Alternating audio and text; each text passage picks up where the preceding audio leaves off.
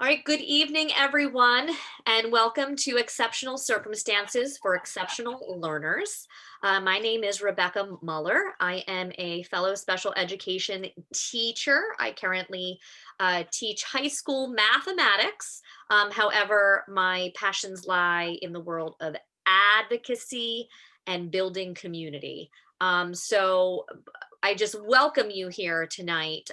Thank you so much for being here on a Wednesday after I think the longest school year that has ever began. These are definitely not our normal circumstances, and the fact that you are all here today proves your dedication. Um, so, as you all know, you are here because the episode tonight is the power of paraprofessionals.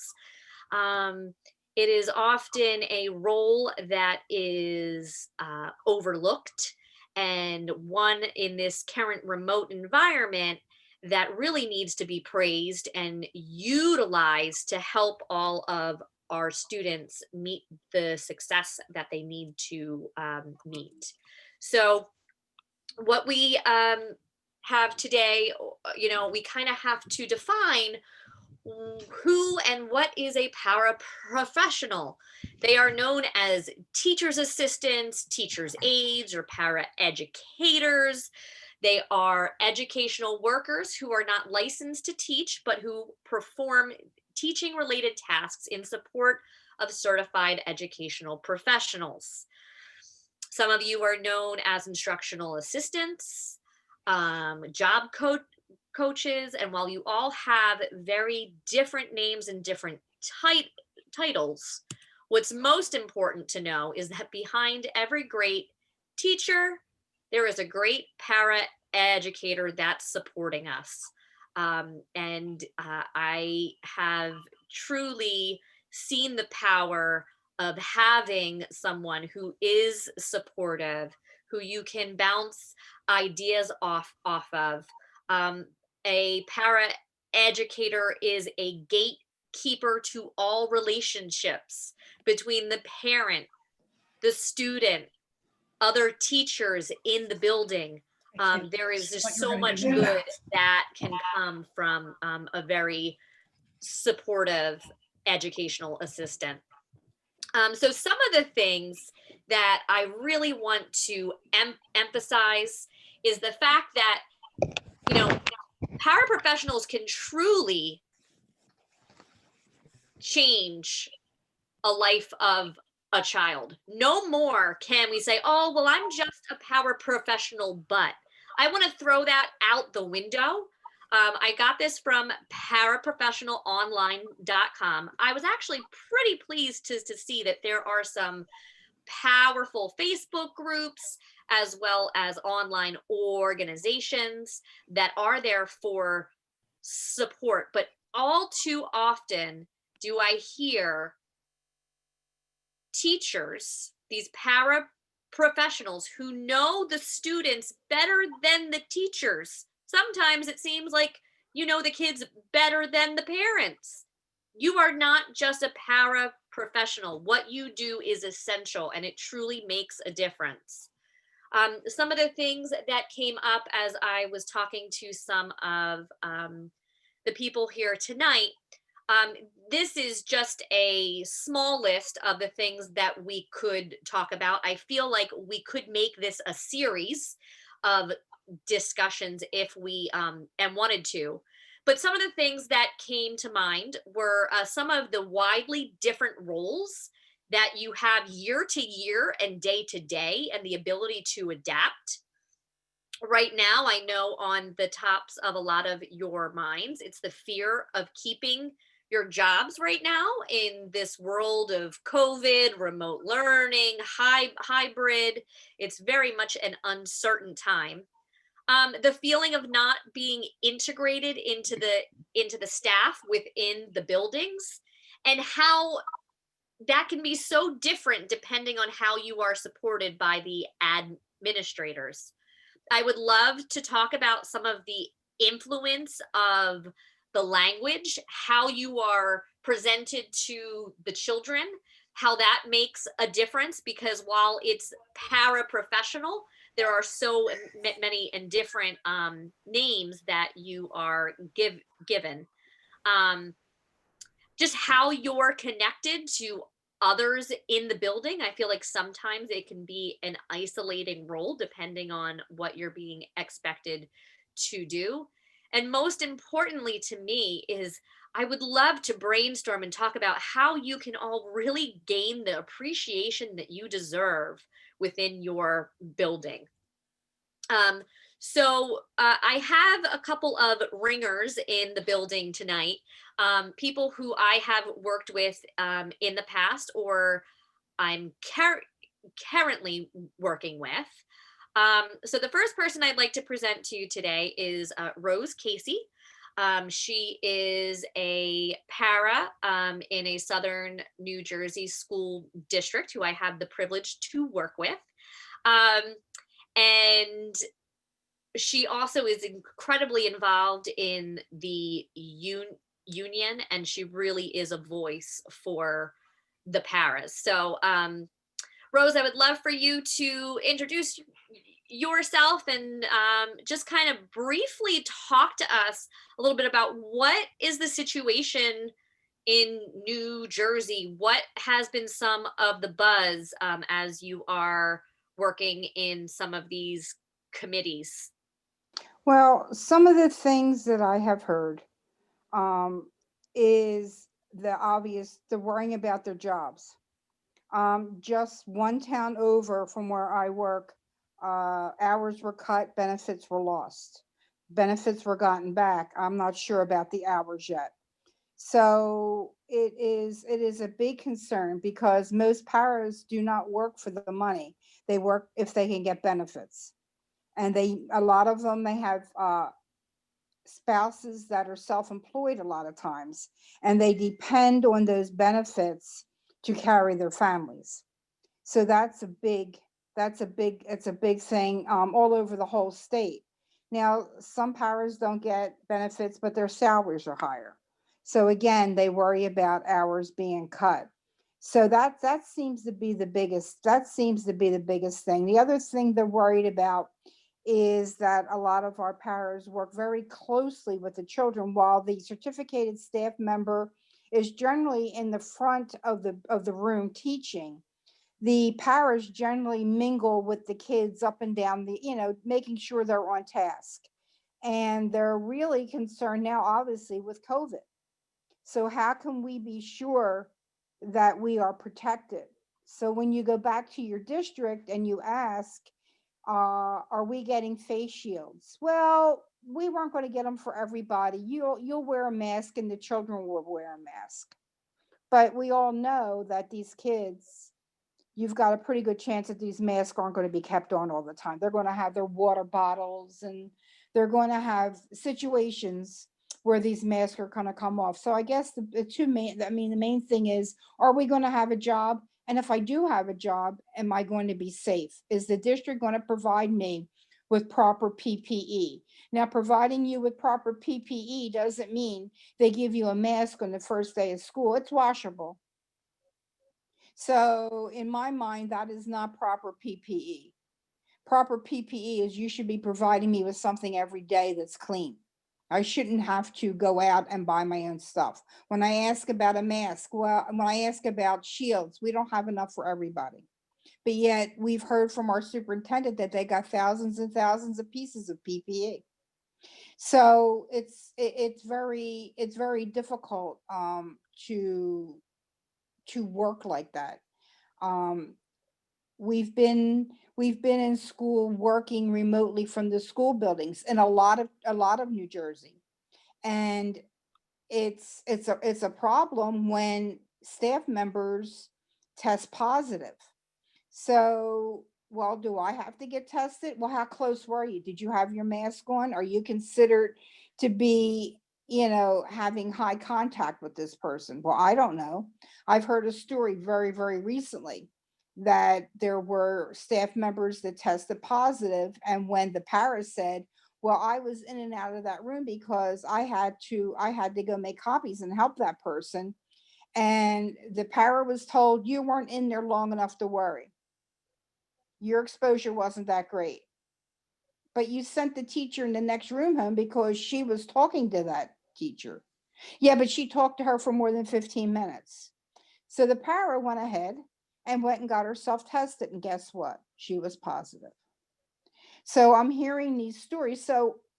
I'm hearing these stories all over the place. And they're saying we're not important. The paras aren't important. They're worrying about the teachers getting tested, but how about us? Oh, you weren't there long enough. There's a story connected with everything. Well, how long did you have masks on? But if a teacher is exposed, they feel like, well, they're automatically sent out to be tested or to be quarantined. So that seems to be a big concern. Now, would you say that the teachers are being provided with the PPE? They are not. Overall, they are not. I've asked several other districts, other local districts that near where I'm working, and they're telling me it's it's scattered. Some districts are providing more PPE than others. And they're saying that it depends on the type of children you're working with. So obviously, if you're in an autistic classroom, you're going to get better PPE than a person who's working in a and just in an inclusion classroom. But I don't see the difference. I honestly don't see the difference. While maybe some of the autistic children can't control some of their, some of the things that they do, unlike a typical classroom or an inclusion classroom, they're still kids, and the children are going to do what they want, and we're still the adults in that room who have to be in there. So whether we be certificated staff or not certificated staff, we should all have the same equipment. Yeah, and I mean, it doesn't matter how many letters are behind your name. Your exposure to COVID is your exposure. And I think that that's, really a silly um connection to make, but it's a true one. And I also have heard about, as far as and people and wanting to keep jobs and just wanting to understand better what their situations look like, especially because so many paras, you're underpaid, you're underappreciated. Many have to have multiple jobs, right? So it's one of those things that you really just have to um, make sure that their lives are, everybody is on the same play playing field right now. Um, yeah, I think that's a really interesting piece that, because if you don't have the health and benefits, then why would you want to be in a building where you're exposing yourself if you can't protect yourself? And the fact that we're still, I don't want to get into a political talk tonight, but the fact that, healthcare is such a huge factor when it comes to having jobs, and with a para, like, that is one incentive. That's a good thing, but it's not true for all. um, and I think it's interesting too, the differences between states within the districts as to how you are paid and what that looks like. So besides the COVID piece, Rose, I remember you saying that you weren't even given the technology to be able to support the teachers and the students. Can you talk a little bit to that? It early on, I would say, 2 3 years ago, uh, teachers were giving Chromebooks. They kind of put them in their bags and put them to the side because they were using their own computers or the desktop in the classroom to hook up to their smart boards or whatever. Most of them didn't use their Chromebooks. Well, they never provided the paras with any technology. When I asked, they said, not at this time, not at this time, not at this time. So now you wake up one day and now we're all remote. So I'm saying, okay, so what do I do? Well, You don't have, well, do you have a computer at home? No. I have one, but my daughter's working from home. She uses it. Oh, well, we'll do the best we can. Just keep checking, do you have a phone? You can check your emails. So what happens is that the paras became very disconnected altogether because they had no way of staying in contact even with their school building. So the principals would put out a Zoom meeting, an all staff Zoom meeting. Well, either they did have a smartphone, but their smartphones were so old that they couldn't connect to Zoom, it wouldn't support it, or they didn't have a computer, or their significant other or their kids were on the only computer in the house and they already had multiple kids on it. So they became very, very disconnected. All along about the end of August, it was decided that all the paras would get Chromebooks prior to the start of school. The start of school came, but the Chromebooks were on some ship from here to God knows where.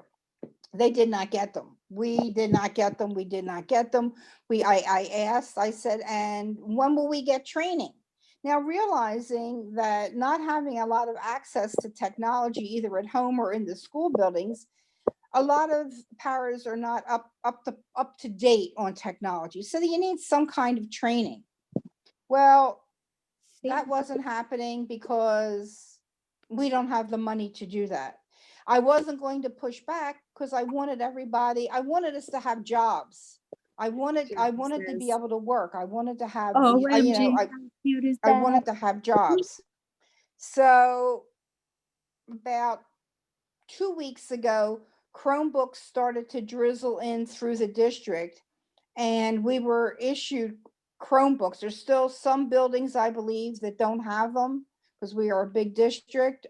We don't have, everybody doesn't have them, and there isn't any training. So the teachers are frustrated with us because they're working with 3 computers and a smart board, and we're sitting there staring at these Chromebooks, not knowing what to do with them. It's been very difficult. When we asked for help from the certificated staff, some comments were made, well, it's not our job to teach you too. So, we've been struggling along and doing the best we can with them, but we still don't feel like we're connected to the students because we don't have the technology. We don't have the access to professional development for this technology in most cases. So it's been very interesting. That's It's been definitely very a interesting. challenge for sure. Now, we have a number of people here. I know some put in the chat where they were from.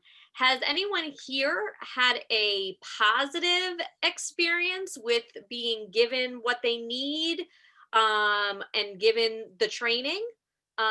Lori, if you want to speak to that. Okay, I just had IT in my classroom today, hooking my Elmo up to the computer. And he found out that the computer that it was supposed to be a staff computer, but all the paras in our school got them, but they're student computers with certain things on lock. So what he did is he couldn't get the Elmo to work on mine. So he took off the firewall. And he said, now I should have time. And he's looking into some other issues I'm having about being able to get into FastBridge to test the kids. Mm-hmm. So he is, it took the COVID for the parents in our school district to get a computer, but they are really trying to get us equipped so we could teach our groups. I gotta say that. I mean, I got a extra monitor where I have a split screen, and I have headphones if the teacher comes into work, that we're not echoing each other. We both but mainly I work in the class, so this year it's been positive. Last year it was a struggle. So you were that's like, interesting. And I mean, and I do think that COVID has brought, it's kind of, I keep and saying it's unmasked a lot of the disparities for so many and different groups. And it's interesting to add emparas to that as well, because I like personally, I feel like we could be doing so much because right now we need people just to connect with kids, just relationships right now. That has to be number one. And paras, you guys are relationship experts. You know how to connect with the kids, connect with the teachers. And I just, I hope that this could be an upswing, that they realize how important those extra personnel in the room can be. I unfortunately, I don't know if that is true in all places. Someone messaged that they were able to provide training. Deb, did you want to speak to that? Sure. So we did something this year that we've always done, but in a much more minimal way. This year we expanded it so that the paraprofessionals in our district were offered, first of all, they're offered the same training and technology that the teachers are, which I think is important. You should at least be given what the teachers are. And then we offered extra training to learn the platforms that maybe the assistants are not used to using, because they've come from different fields and are now a paraprofessional in our school, or maybe they've worked in another district. So we offer time and assistance as needed to learn whatever platforms. We happen to use a lot of Google Meet and Zoom in our district. So we offered time to practice and ask questions. And I think some of our teachers work well with our paras, and I think some of them are uncertain how to use them as professionals. But I think the key really is to offer the training and offer the time, and our assistants have access to the technology as well. They're given the Chromebooks as well. I mean, that makes all the difference, right? You can't say, please go hammer that bookshelf and not offer a hammer, which I feel like is education in a nutshell. But I do think that these crazy times have caused a lot of us to be very innovative and creative to try to make sure that you're integrating yourself into the class, that you're reaching out to the students who either you're assigned to or that you're responsible for. Natalie, I have the privilege of working with her this year.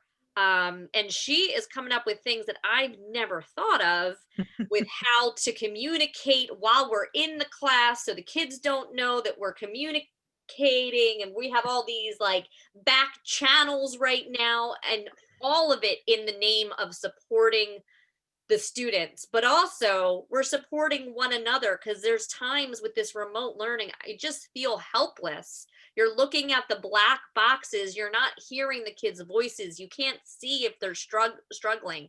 It's such a odd feeling right now. So Natalie, I would love for you to kind of talk a little bit about how you've been managing this very interesting year. Yeah, so by the time I finish up with my student, this year, I will have taught him more remotely, most likely, than I will have in person. So my thing going into this year, because end of last year was just a mad scramble. And so it was, how can I be the most powerful force and online? and make sure that I'm empowering my student, my teachers, so on and so forth. So for example, like we all have access to Google Classroom, and I set up what is called the meeting room, which is a specific classroom for me and for all of his teachers to have access to. And it's a place where my student and I can go and meet and have a one-on-one meeting to do a tutorial, to catch up on homework, so on and so forth. It has been an absolute pleasure because it's like, hey, can you hop on real quick? And he is there before I am. So it's a system that works really well. And that was just kind of out of a conversation that I had with another teacher on how do we make things work a little bit better when we're in a format like this, sitting and having a conversation with someone off to the side is really hard to do when you can't type it that fast. And then the other thing that I realized was is that I needed to be able to communicate with his teachers without him knowing that's what I was up to. So I use Hangouts, which is available to all of us if you have Google Mail. It's off to the side and you invite everybody you need. And during class, it'll be like, can you ask my student a question? Because his glasses are giving them away that he's doing something that has nothing to do with school. So I'm not going to give away my trainer information to him on that one, but it's one of those things that you do, and it's just a way of also kind of pulling the student back in without being like, hey, you need to pay attention right now. So I'm always constantly trying to figure out ways to enhance my presence. If I don't know the answer, I try to Google it. It's like the power of being curious all the time. Really helps me in this field, especially since I don't come specifically from this field. I come from a different mental health background, so it has similarities but vastly different on as well. So for me, it's really about being in the now and how do I make this now better.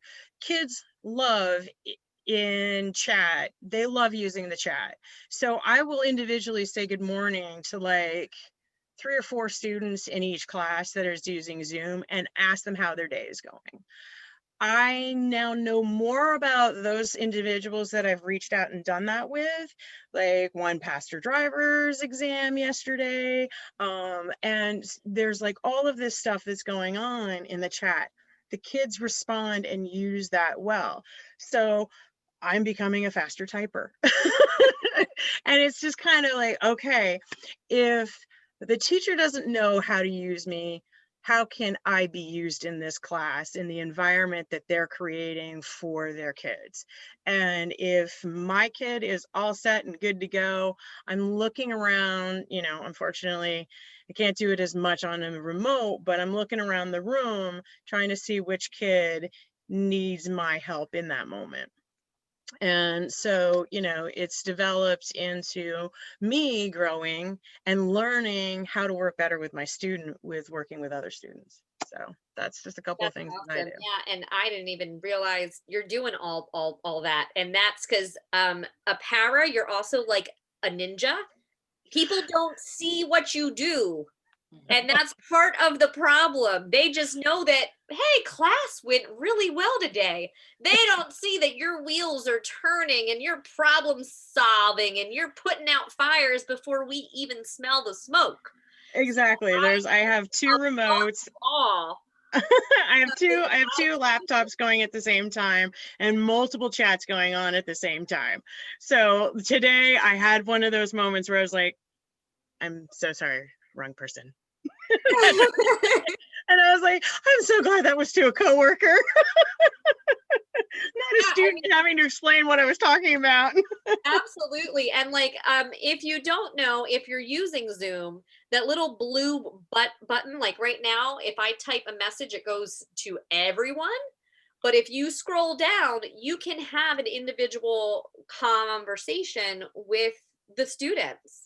And then we've gotten very creative in my one inclusion class with the breakout rooms. we tell kids, okay, you can choose to be in the talking room, who's going to talk about the work. You're going to be in like the silent room, or you can be in like I forget what we call the third one, right? But then sneakily, the kids that we know need extra help show up in a room with me. And then they're like, oh yeah, well, I did need help. I'm like, yeah, we know, like, so this is why we're here. And any chance that I can get, I'm trying to get the kids one-to-one. I'm trying to build those relationships, because at the end of the day, we need them to learn something, right? Lori, I see that you have your hand raised. Yes, the question I have is, Becky and I, we use Canvas. Okay, that's what our district uses. And the teacher I work with does send me to breakout rooms with the kids, but they don't want to talk. They don't want to It's middle chat. school, right? They're middle school kids, so it's a lot different than elementary school kids. And you know, we put on the whiteboard, that seems to help, but we're not getting a lot of feedback from how do we get that? How do we get the kids to participate in their learning? It seems that we're sitting in the classroom just, you know, online like we are, just talking and talking and talking, and they're either playing a game on the computer or something. How do we get them involved? We're supposed to do progress monitoring. They're not doing it. Mhm. And Miss Becky and I sat for 2 hours and we had 2 students come in for their reading. You know, how do we do it? My experience is be comfortable with the silence. You ask a question and you wait. In a class that Mrs. Muller and I are in, I have literally watched the teacher ask a question and just sit there. And be like, I'm waiting on you guys. I don't know if it works with your kids. I don't know if you have the ability to chat, and see if that kind of gets the ball rolling. I know there's a freshman in one of my other classes, and talking on a Zoom class is like asking him to be in front of, you know, a huge audience publicly speaking. And so he'll answer any question via chat. So I'm just trying to get the scope of what the situation is. So you are required to do the progress and monitoring. So they're coming in like on a one-on-one session with you for the reading, and they just don't show up. Yes, they get the invite, okay, and we're doing it in Zoom. Miss Becky and I, we're partners. We have 24 kids that's supposed to report to us in those 2 hours. I send her out to a breakout room with the student, and then I'm supposed to let other students in, and they sit and they hang out and they wait. And then when she's done, I send another one out. But they're not showing up. We had 2 kids today. I mean, the only thing that's coming to my mind is start making those phone calls home. And it's But just we're such not a allowed to. hard thing to do right now because everybody's so stressed out and you don't know what the situations are. But that's where the only thing I'm thinking of is, you know, what is causing them to not sign in? Is it that they don't want to do the work? Is that there's distraction? You know, like what is the situation that, you know, and it's hard because we're not there and we're not going to have all the information. But yeah, it's something that we're all struggling with. I have kids. I put out a test. Nobody, like, I still have 3 kids that didn't even sign in to take the test. And you call and you email and you chat and you just keep doing it, and then just hoping that they'll let you know why it is that they're not doing it. The parents in our district are not allowed to contact the parents. It is the teacher. If a parent is to call and the teacher's not there, we could take a message, but we can't give any information. The So same thing in my district. The same is that things in true? my I did district. not know that, We do not have direct contact with parents. We are not qualified that is the most to ridiculous give. thing. We are not, because what typically will happen is once that parent has you on the phone, they're going to ask you how little Johnny's doing and what else can be done, and can we do this, and can we do that. So we are not the certificated staff, as we are told. So that has to all be directed by the teacher. What we do where I'm working, and I am in a middle school as well, is I know I'm doing the attendance, and we're on Zoom. So I'm doing the attendance constantly, and there's still the same kids who either come in very late or they come in and then they disappear. So I'm constantly texting the teacher to tell them, as soon as you put that test out there, little Johnny jumped back off. That teacher is then texting the parent because she knows that parent is home, and that parent gets that kid back out of the bed and back in front of that computer. So I think it's persistence. Just like Rebecca said, it just has to be kept after. And if you as the parent can't make these calls, then you need to have direct communication with your teachers to let them know this is what's happening. And the teachers are going to have to make the calls since we cannot, but you just have to stay on top of it. Yeah, and you never know. Like, I was being pretty tough on one of the kids. I was like, come on, you didn't do this, you didn't do that. And they're like, hey, can we talk? And he's like, my grandmother died. I was like, okay, all right, let's take a step back, because we're so used to this rhythm that is just not there right now. And it's just, I know this week, me personally, just with things that are going on in the world, it's been really hard for me to focus. And I know that the kids are very tuned in as to what is going on over here. We have, I'm really close to Philadelphia, and a Black man with mental illness was shot by the cops. And all the kids want to talk about that. And it's one of those things, it's really hard to be like, all right, but let's go do quadratic equations. And it's just such, and with kids that are seeing parents lose jobs and things like that, you just never know what's going on. And I think that piece is, just as important as getting that running record done. The Maslow before Bloom, kids need to have their kind of needs met, and it's just hard because they're not in front of us. And even when they are, like, we're in a hybrid model, when the kids are there, I'm not connecting with them in the same way because I'm behind a mask. I'm trying to smile as wide as I can with my eyes, but it's just not enough.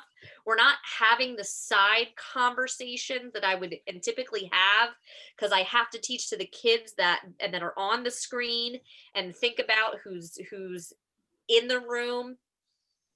I just, we could definitely have had this conversation prior to COVID.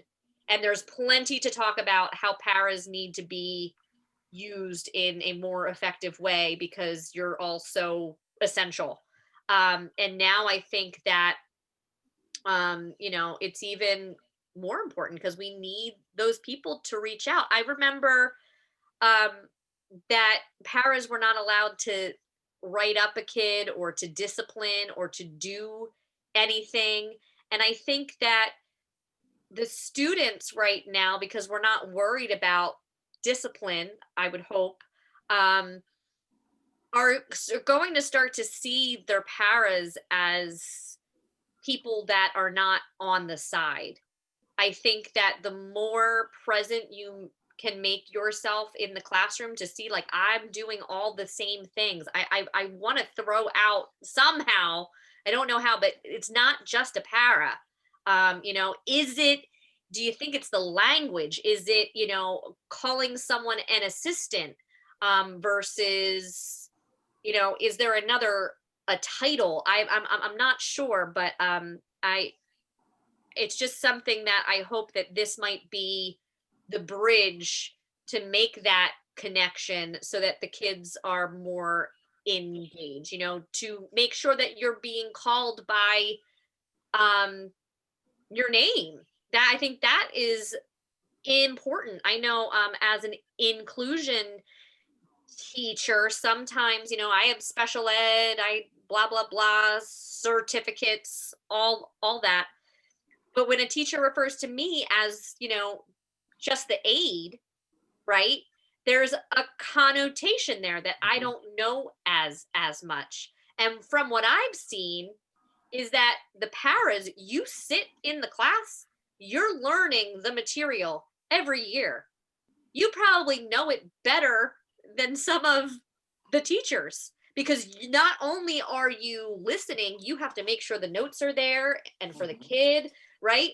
So you're constantly engaged in using your mind. And I think a lot of that comes from the culture of the building, the culture in the classroom, what the teacher creates. And I think it takes having a conversation with the lead person in the room and letting them know what your skills are. Like I'm just going to refer to Natalie since we're working together right now. I know for me, I am running on my cylinders are low right now. My problem solving skills, I realize I'm better with people in person because I can see it and I think this online I'm not using that problem solving part of my brain because I think it's just exhausted by the screen. And Natalie is going to come in. I'm like, oh, she did that. I didn't even think of that. That was great. So if we know what each other's strengths are, then we can bounce and we can say, hey, like this is something that I'm not great at. Can you jump in, Lori? And then I'm going to jump over to Ryan.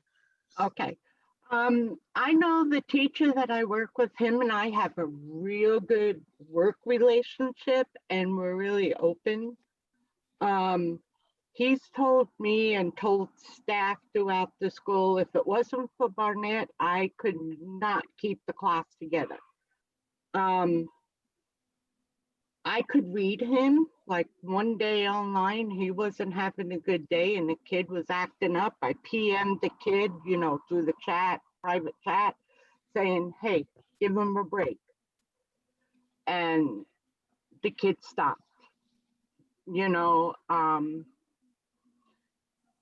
and he could tell when I'm not having a good day, and he does the same. So it's like we got each other's back. Even though this is my second year working with him, it feels like I've been working with him I've been at that school for almost 22 years now. So, it feels like I've been working with them that long. I mean, we could read each other. So that makes all the difference, as a co-teacher, I find that it takes, by the time you get to March, you're like, all right, we're good. And then you find out that the next year you're going to be with somebody completely different. And you're like, okay, I got to switch gears, right? And I just think you learn so much when you're working with different personalities. Half the battle, a lot of times it's not the kids, right?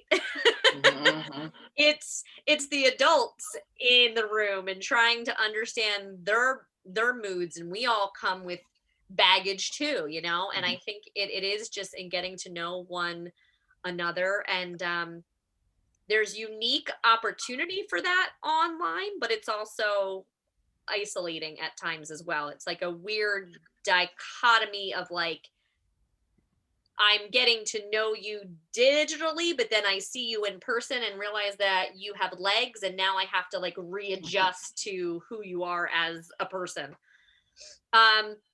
So one of the that whole idea of culture and how you are integrated into the building, I would love for Ryan to talk about a little bit about what that experience is like as a one-to-one. So a lot of you are talking about how it is being, a teacher in the room. And then after you talk, I'll go to and Dr. Fields. Yeah, thanks, Rebecca. The knock on wood and hashtag blessed, this year has been, I guess smoother than I would have expected. And, not that there aren't 100 tiny dilemmas a day, but they're mostly technical problems, and everyone's kind of wearing their masks and being even in the self-contained rooms with the really expansive IEPs, they're all wearing their masks and being compliant with the hand sanitizer and everything to the extent that they're capable of. So, that's been pretty good. It's funny. I was thinking about the thing Natalie said about how you have to be comfortable with silence. And, this goes back to what you said about being kind of like a ninja. And it reminds me of that movie Gosford Park, where, a good valet knows what the client needs even before the client does. I had a student that was all remote and then switched back to all in building because there was a cohort where they were allowed, if they were specialized, enough, they were allowed to come in full time. So when my one-to-one was at home, I felt like a really frustrated, I say this kind of in jest, but I felt like like an overpaid personal assistant for a student that just wanted to slack off, and that's every high school student, not every high school student, but plenty of high school students want to slack off regardless of what's in their IEP. They want to look at their phone, they want to play Minecraft, so when he switched to in-person, it's been like, amazingly, it's been a lot better. And, there was a while at the beginning of the quarantine where you're like, this isn't going to be what schools are just like forever, right? Because you're kind of impressed. Knock on wood, I work in a district that has a lot of resources. And so all the kids have Chromebooks, there's a good amount of training, there's plenty of PPE, very, like, it's with great humility that I can say there was a good amount of preparation from the leadership. So there was a little while where you're like, this, despite the little technical glitches day to day, you're thinking,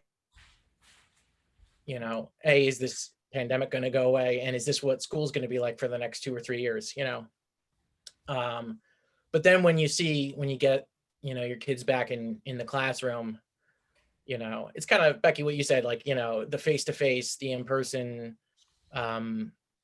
teaching is kind of peerless. So it is much better that this happened, relative to the Spanish flu of 1918.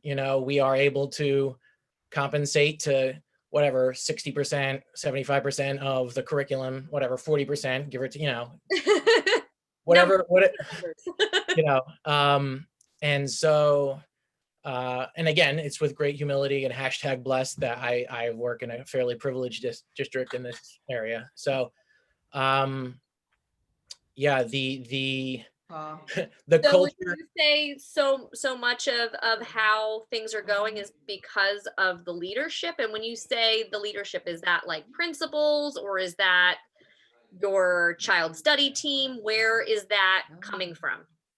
Yeah, I mean, our superintendent right now kind of rocks.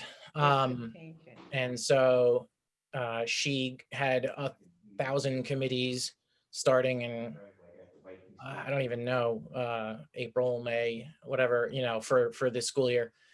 And the administrators are, they're doing their best. I mean, it's tough. Week one, you see there's the directional hallways, and you say like, okay, everyone's wiping down their desks and stuff, and the administrators are in the hallways making sure the flow of traffic, of hallway traffic is limited by the directions, so not everyone scrambled up like a trying to get into the Eagles game. And so, and then, little by little, there's compliant, the students, I'm kind of impressed. I'm not seeing a lot of taking their masks off, even from, again, the kids that I would expect can't handle it because of behavioral and cognitive developmental disorders and stuff like that. So, You say that, sorry, I didn't. Yeah, go ahead. Would you say that the climate then, is it more about safety of the children? Are you really, emphasizing the learning? I kind of heard a mix that some people are, trying to get the progress monitoring done. Someone else said in the chat, the focus has to be emotional learning. Are you being and given direction as to what the focus is, or what do you feel is the current emphasis? Well, safety first, right? And so, the janitors are spraying down the door handles every period. There are large alcohol, large cylinders of alcohol swabs in every classroom, and the kids are expected to wipe down before and after, even though, the news will say that it's not so much about superficial contact surfaces, it's more about aerosol, droplets from speaking and laughing and singing and stuff. It's kind of a hierarchy, safety first. As much of the curriculum, everyone's kind of like a first year teacher again in some ways, in that they're trying to develop lesson plans for a new kind of paradigm where they're some partially in the classroom and partially teaching remotely. So our our administrators have been fairly candid about being like, listen, guys, do your best.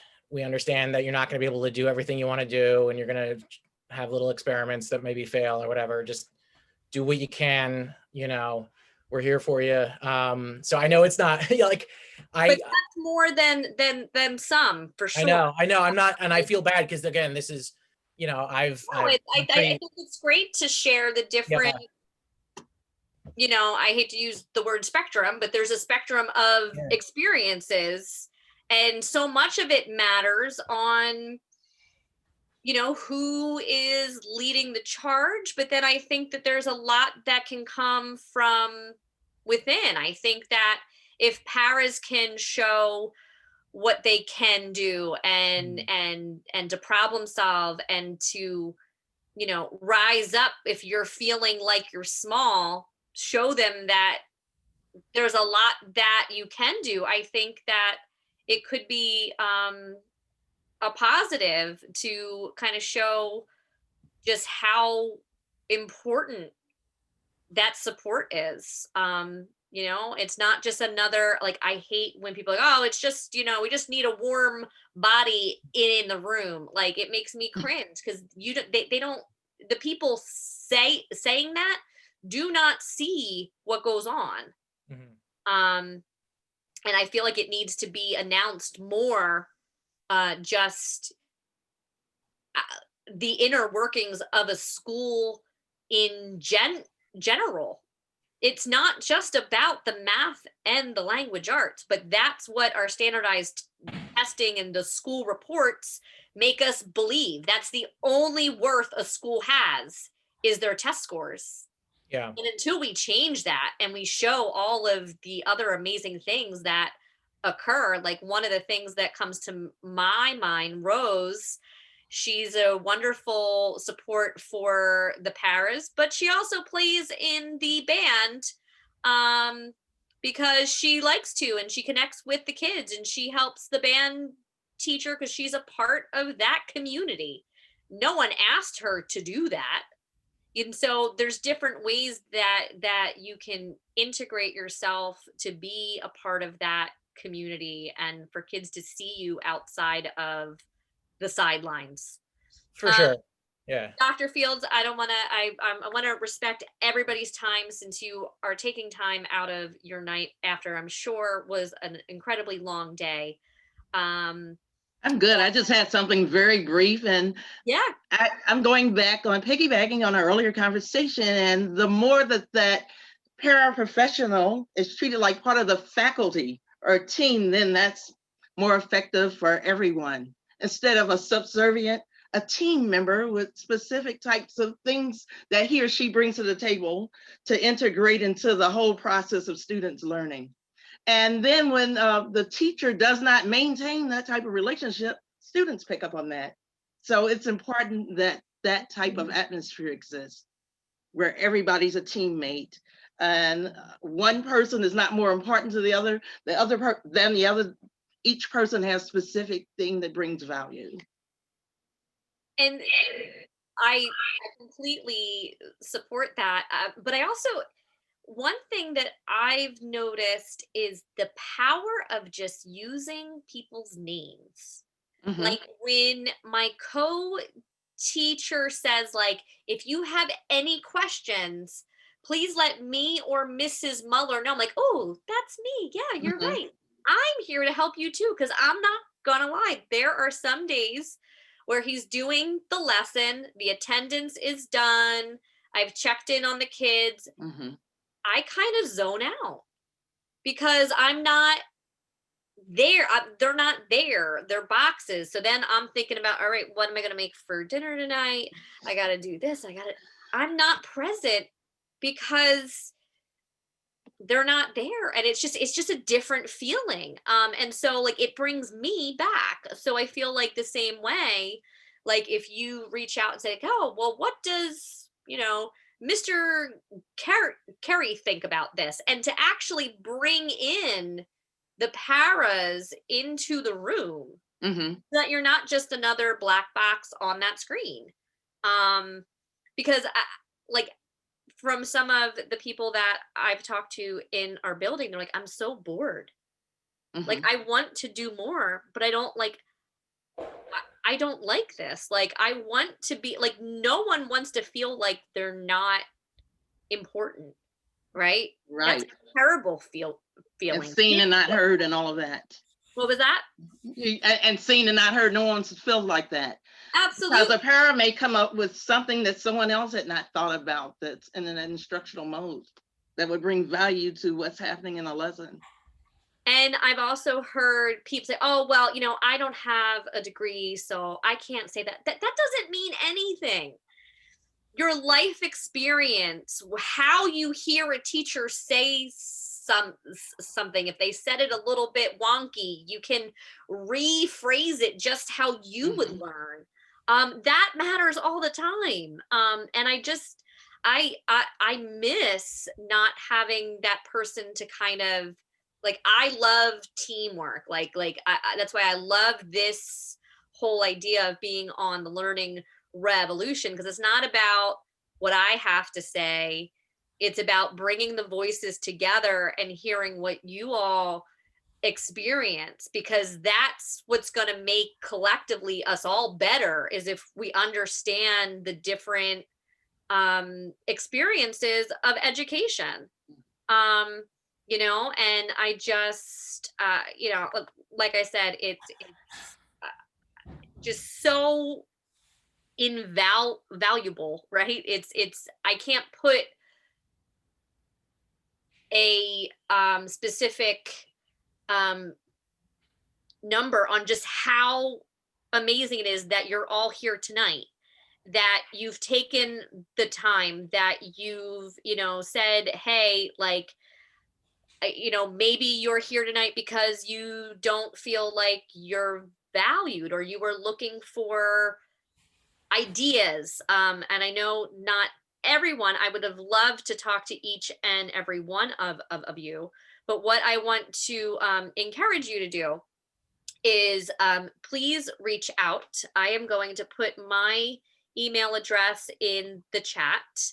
And what I have been able to do through some of the other talks is, as people have questions, while I might not have all of the answers, what we are building here in Learning Revolution is a network of individuals who are here to support and who are the real deal. right? If you're here putting in the extra time, it means that you care enough to problem solve and to try to make things better. Um, I welcome you to reach out if this is something that you would like to do again. Like I said, there is so many different ways that this could have gone. I hope that you all got something from it. But if you feel like there's something else that you wish was said, please reach out and we can see what we can do with that. To leave you with the idea of going into this weekend of Halloween. There's so many of you who have seen it all, and I just want you to know that you are kind of a big deal. Please try to discourage the language of "I'm just a para" or whatever the vernacular is that is used within your district. You are essential. You are valued specifically in the special education world, and I hope that eventually you will be paid as such. There's a lot, to be said with that. But if you're not yet a member of the Learning Revolution, I would love to guide you through that, because it's not just my show. There are several shows. Everything we do gets recorded, and you can look at it during your own time. But like I said, if there's something that I missed tonight, there's something else that you want to talk about, please reach out. No one should feel alone in these times. So I am going to stop recording, but if you do have additional questions, feel free to hang around and I'd be happy to talk to you. I need to say one thing, and this is a shout out to one of my coworkers. She knows who it is. Today, while we were waiting for students to come in, we were brainstorming about a way that we could have the kids that we need to test put into a classroom.